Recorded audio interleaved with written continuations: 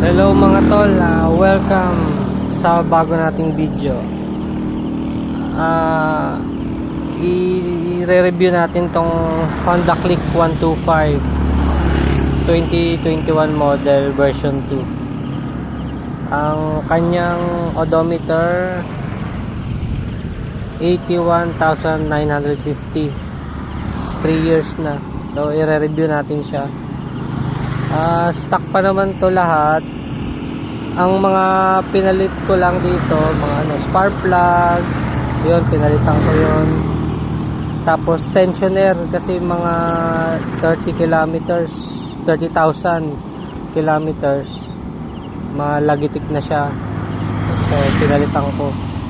Tapos yung bola binalik ko sa stock. Pinalitan ko to dati ng 13 grams, ngayon binalik ko na siya sa stock. Tapos yun lang naman. Tapos pinalitan ko ng filter na washable. Tapos ano pa ba, ayun, wala naman na. Yun lang ang pinalit ko. Lahat stock pa. Yan. Tapos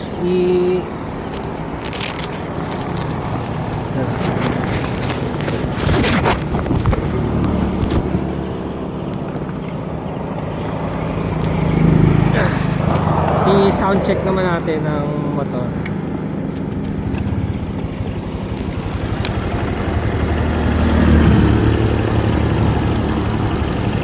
Yan ang tunog ng 80,000 kilometers plus na odometer.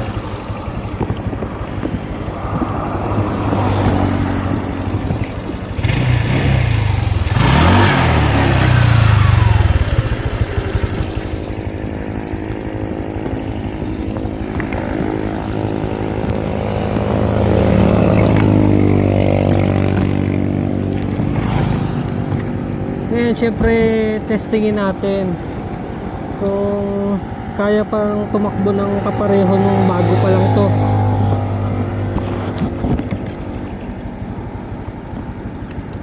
Okay, testingin na natin.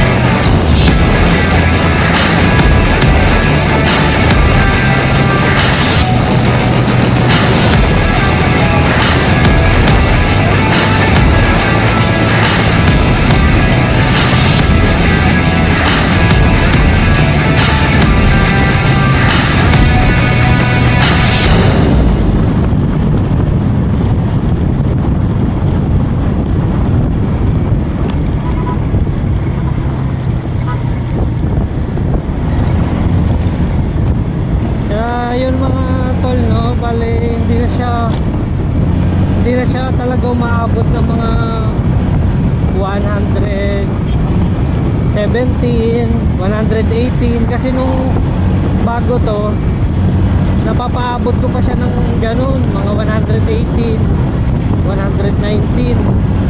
Yun na yung pinakasagad niya.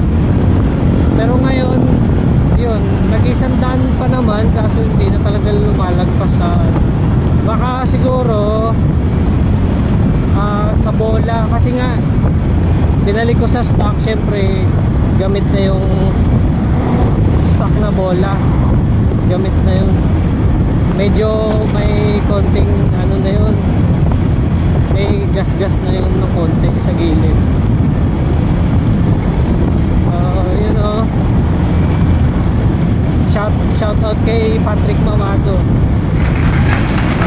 Para sa itong video na to. Kasi alam ko, balak mo kumuha rin itong Click 125. Kaya ginawa kita para may basihan ka.